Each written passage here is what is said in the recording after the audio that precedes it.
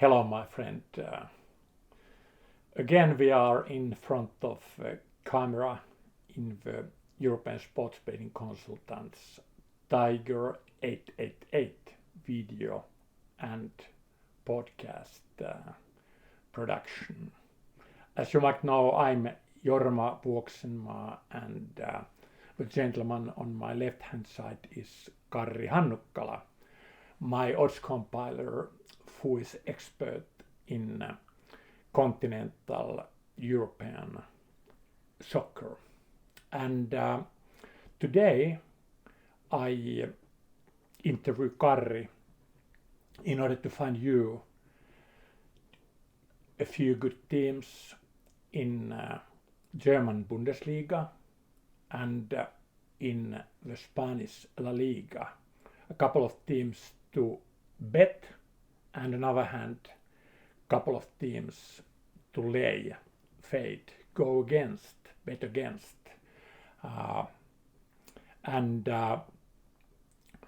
The logic we have picked these teams is mainly that we have found some teams who have performed lucky so far to the mid-season, and they might be slightly over bet. People think they are stronger than they actually are. And the same applies with those teams who have been unlucky. They might be good betting objects in the future. So that's the logic. So Karri, what are those best bets and best lays in the German Bundesliga? Hello on my behalf too.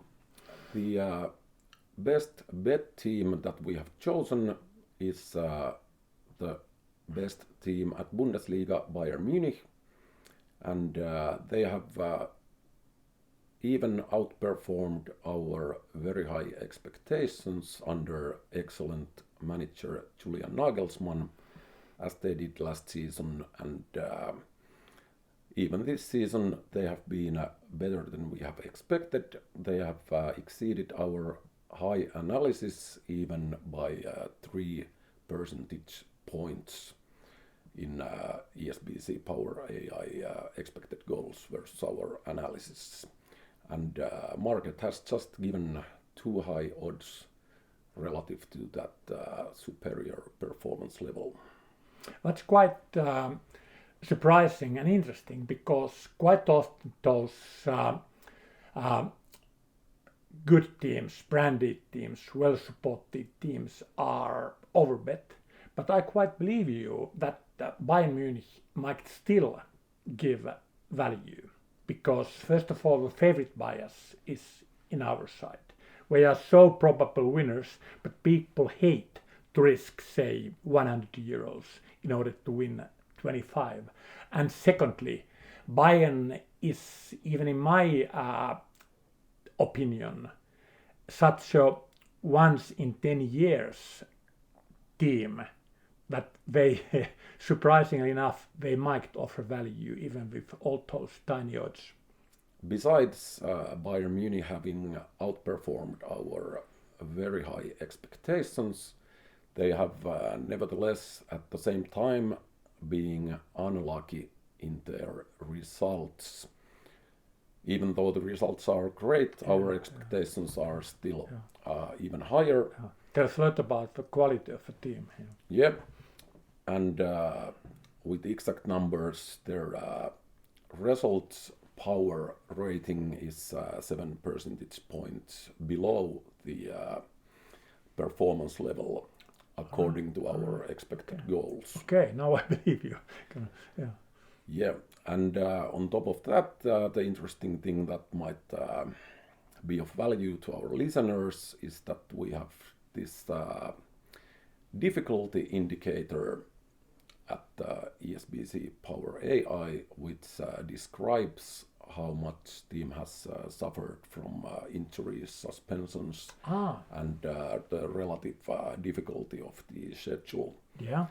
And those even out to be 0, like the neutral level, but Bayern Munich has been very unlucky, so to speak, and their difficulty indicator is even -9 percentage points. So that means that if they would have had optimal lineup and schedule having been neutral, they would have performed nearly 10 percentage points better. Yeah. That's very important. And if you think in betting terms, a good sports better can achieve, say, 3% profit margin per bet. And now if you say that Bayern Munich is lagging 10% of that optimal schedule strength and lineup figure, they might have given that much better betting returns with normal injury and schedule luck. So I start more and more by your surprising view that there might be even value in Bayern Munich. So it's very interesting. I learn a lot. Carry on. All right. And for the current news relating to that 9% deficit of their injury luck, the most recent one is the very important first goalie Manuel Neuer, who got injured and is supposed to be out until summer. But the Bayern Munich management acted quickly, and they got Jan Sommer, who is also very famous for goalie and good level, and that was very important as their previous backup goalie, Sven Ulreich, is radically weaker in our player ratings. And so, despite Bayern Munich being an unusually superior team, they have just offered us too high odds relative to our ESBC Power, i.e. expected goals performance metrics. Yeah. That's a very important general point here, that it's a huge difference between odds 1.2 and 1.3. It's of course much bigger than the difference between 2.2 and 2.3. And if a team like Bayern Munich has even higher of the high probability estimates than people believe, it can generate nice profits even if it doesn't sound like a big deal. Yeah, and of course the main point is that Bayern has offered us value this season, but of course we can't guarantee that that's going to continue. And as always, the only way to bet profitably is to just calculate the probability distribution and make the estimate for each individual game, and then look at the market and see what options give value, if any. True, and one interesting point when we go to the general points in this continental soccer preview is that actually variance gets quite big with the short favorites, because it takes so many new attempts to recover the loss, like Bayern drew against Köln now 1 or 2 weeks ago, and it takes time to get that money back. But on the other hand, one can face a very long winning run with those short favorites. I hit once 16 consecutive tennis short favorites in time. So I know that you might there behind the camera think that what we are talking about, that how in hell Bayern Munich can be the team to bet towards the spring, but now we have given some background. Okay, that much about Bayern. What is then your team to lay, to fade, to take bets against? For that I have chosen Eintracht Frankfurt. Last season they had a new manager, Oliver Gleisner, and they were a disappointment under him, and their ESBC Power AI rating declined accordingly. But their players had evolved, and Mario Götze was a good addition. Nevertheless, we expected them to even drop from last season. But even though that's the late team, they have been a very positive surprise this season for us. And this season their rating has risen accordingly. I know I have lost money of going against them already. So go on.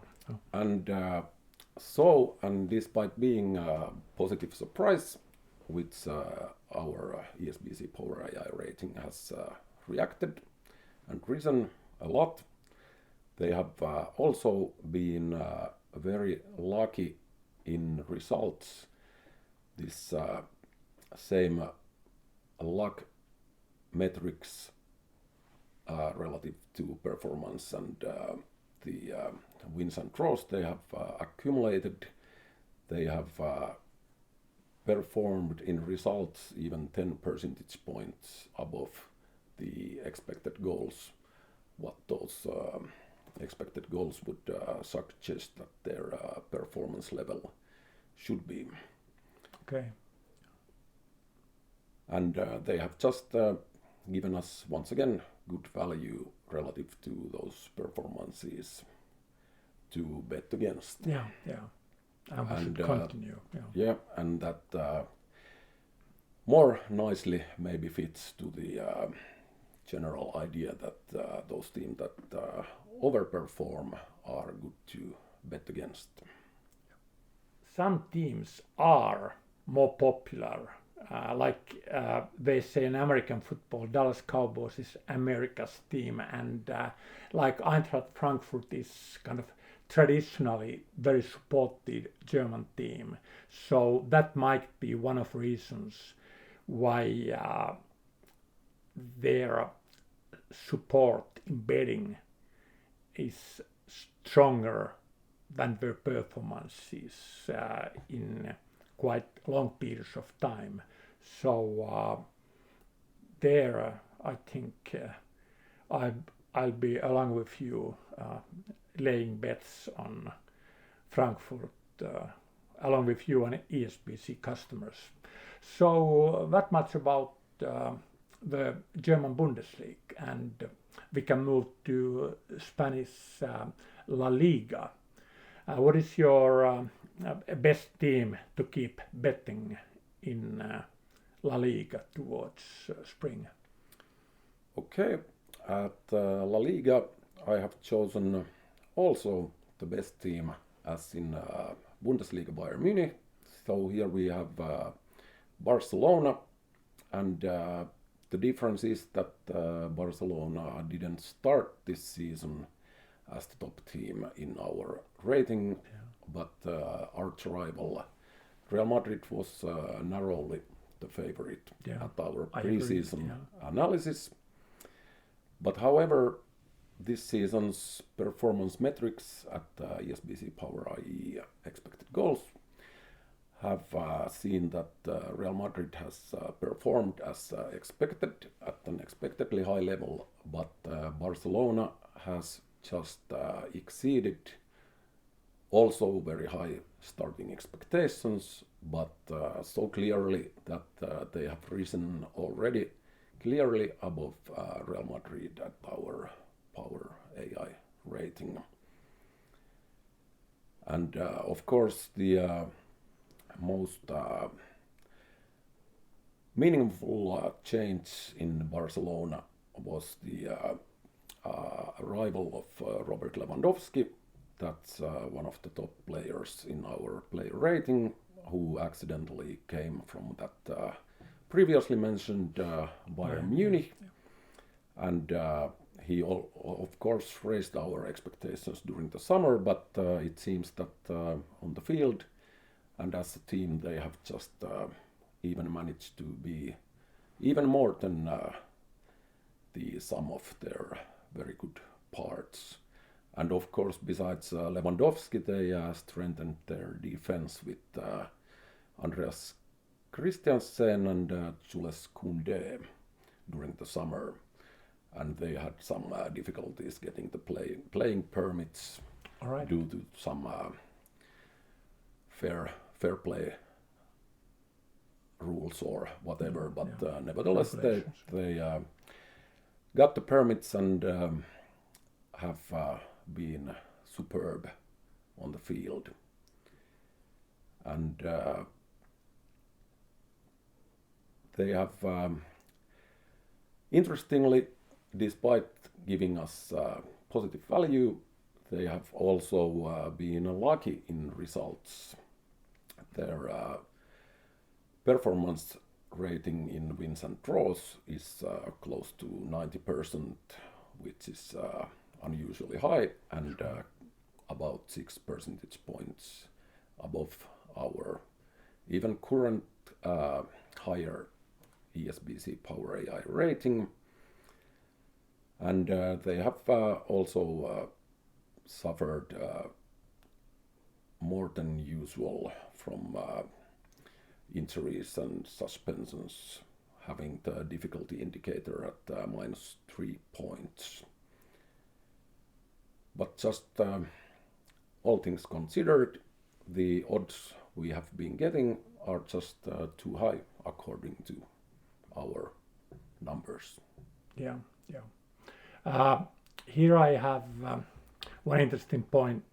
Again, like in Bayern's case, it might sound strange that those tiny 1.2, 1.3 home odds could offer value, and actually they might be dangerous in those rounds which are close to the, in spring I mean, close to the Champions League games, and then because psychologically even really good, really professional football players in Bayern or Barcelona might slightly have their thinking on the upcoming very important Champions League game. And secondly, players might be subconsciously avoiding injuries, not going to the situations in the full power.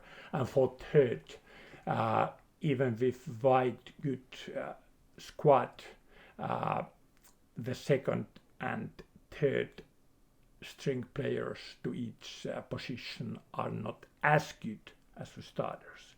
So my friend there watching us always think if these good teams are performing on their top level, which is, as Karri said, very high, and as surprising it might sound, Barcelona and Bayern might be able to show even better that they have shown so far.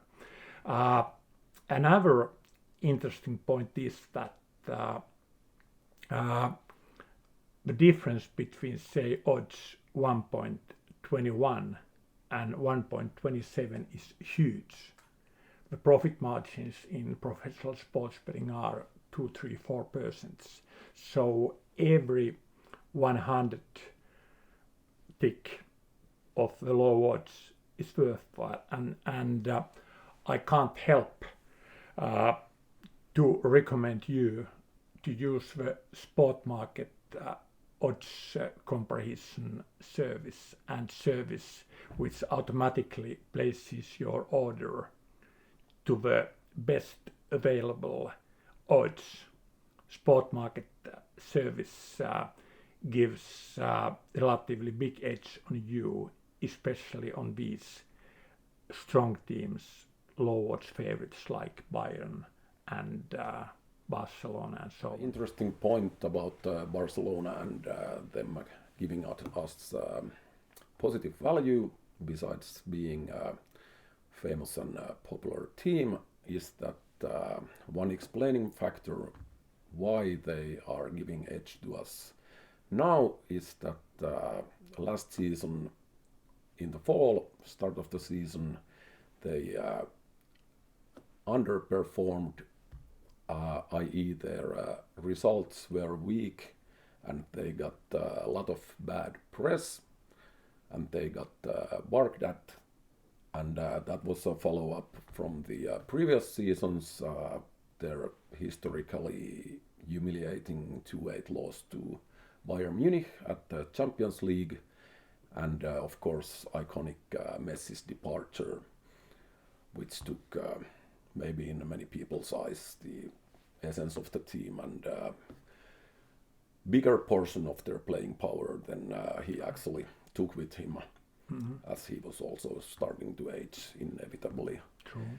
And so that humiliating Champions League loss and results-wise weak start to the season made them lose their value and respect in general public's opinion. And the interesting thing is that despite the weak start in results, that barking wasn't merited the last season, because according to our ESBC Power AI expected goals metrics, they played the fall according to our high expectations. And then in last season's winter transfer window, they got a couple of new forwards, Aubameyang and Torres, and that unlocked something in the team, those two new attacking players coming, and last season's end they performed way above our expectations, and also the results, so to speak, normalized their bad luck. As when you say do. Yeah.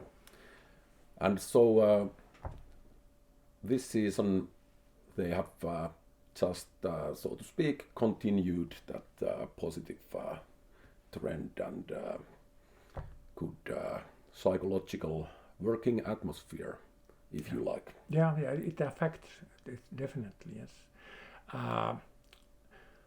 Something else about Barcelona, or would you like to jump to the late team? Oh, yeah. Of course, as always, you have to assess Barcelona for each match as an individual case, and see if market still offers value, or if it turns the other way. Odds and how tired the team is, and how is the schedule, what we are looking ahead. But it's a very important point that we understand there is the capacity of a team, and in what kind of circumstances they play up to that capacity or not.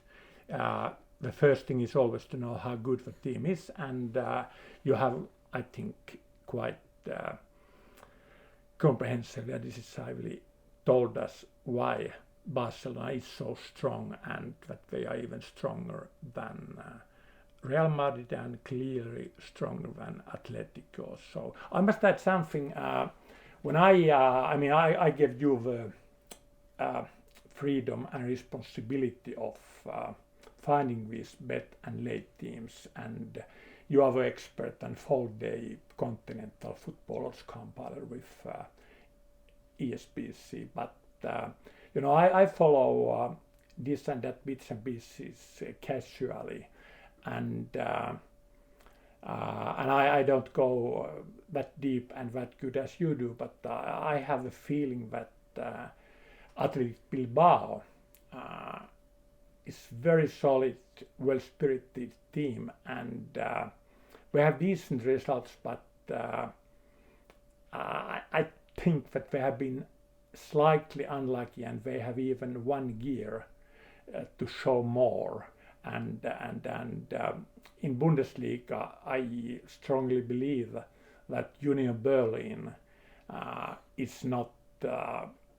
I guess we are screening this on Monday the 13th of January, and currently Union Berlin is second in the league table after Bayern, and in my book, Union Berlin is kind of mid-division team if you have a look their salaries or market values, they are very kind of ordinary team, and they have been pretty lucky this season, and I expect them struggling to get Champions League place, and in my book they are definitely a team to bet against. Okay, but now back to your La Liga late team. All right, so La Liga, the late team I have chosen is Sevilla. Agree? Go on. Yeah, and Sevilla, if Barcelona had last season bad press and their reputation gone in the public eye, then Sevilla had exactly the opposite, as the big audience perceives the team, because last season they had excellent results, but behind those results our performance metrics at ESBC Power AI were radically weaker. So Sevilla was very lucky last season, and that was the second season under manager Julen Lopetegui, and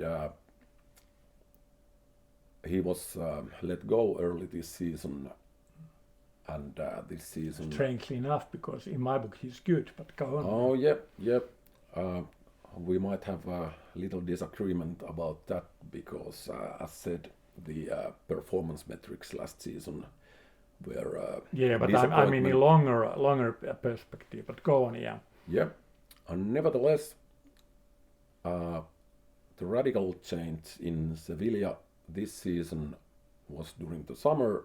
They had a reliable centre-back duo, which has had served them well, and during the summer that duo was changed to radically weaker one and new duo, which we expected to see them face very hard times, as the centre-backs are the heart of the team, and has to be reliable. And when you put two new players playing together in that heart of the team, it has to get the personalities and playing styles to match, cooperation and chemistry, everything. I agree so strongly. Go on. And so we expected at our pre-season analysis that that was a significant minus for the team, so it lowered our expectations quite a lot, and our expectations were maybe relatively low compared to last season's good results, because those results were lucky. So our expectations for this season for Sevilla were very low, but even though at the start of the season it soon became apparent that especially the new centre-back duo and their defensive play was even radically weaker than our already lowered expectations. And occasionally chaotic, but go on. And that led to mentioned Julen Lopetegui being released early in the fall, and Jorge Sampaoli taking charge in early October. And after that we gave them some benefit of a doubt if the change would give psychological help, or he could find a way to make the whole work. But now it's safe to say that those hopes were, and benefit of the doubt was unfounded, because their performance metrics have been abysmal and catastrophic, and especially their defensive metrics at SBC Power IA are even among the weakest at La Liga. Despite and overall, still they kind of have a reputation of being kind of, Europe League or even Champions League teams. So that is quite often really important when we consider which teams to bet and which teams to lay, that if they are kind of branded team with good reputation, smaller difference in the performance level is enough to make the bets profitable. Yeah, and maybe even more surprising is the fact that despite them being well below mid-table currently, their results are still whopping 12 percentage points higher than the performance metrics. So they have been, even for us, for our very low expectations, they have managed to be even a lot weaker. Yeah. And so they have offered good value for us against them, and likely continue to do so. As you said, they of course have the previous season's reputation of being a good team, and their material isn't that weak. It's still relatively strong, but that heart of the team, central defense, is just in so dire straits. Yeah. Whereas we have, my dear listener or watcher, we have 45 years experience of sports betting, and obviously our profits come from it's getting obvious in this discussion, the profits come from the disagreement between the market opinion and our opinion, and some certain theories, and I dare to say certain philosophy, have turned out to be right all these years. And one is that defense and the center is the most important area in soccer. And actually that is a bit the same even in ice hockey. The centers are pretty important. But I mean, when we talk about these pieces of information, we need to know how do we use that information. And I needed to underline that point, because it might again sound a bit strange for a casual bettor or casual football fan, that how in hell the central defenders can be that important in our decision making if the media and betting advisors and the whole market hardly mentions them. So I needed to take that point clear, that we put big emphasis on the central defenders, and that philosophy have turned out to be pretty correct so far, 45 years. And if I may add, this Sevilla's case this season is also a very good case study, or a prime example of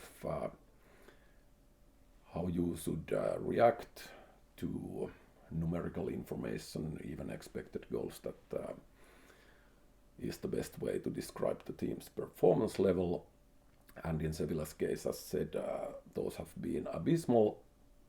But the important question, when you see that team is either performing very much above or very much below the expectations, is to ask the question that is there some rational causal explanation for that big difference between expectations big point, carry on, and the observable performance metrics.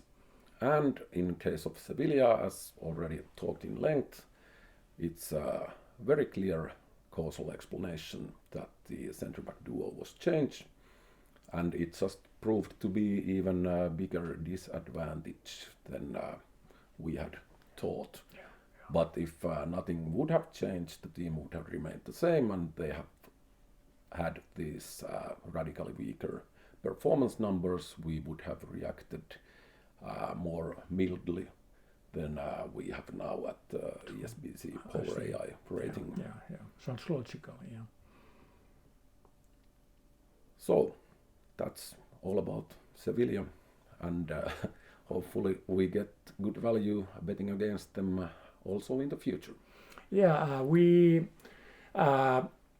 add all new ideas and comments and information about new series of this Tiger888 Vuoksenmaa videos podcast in my Twitter, Jorma Vuoksenmaa ESBC, and of course in the ESBC homepage, and you can even register as our customer at www.esbc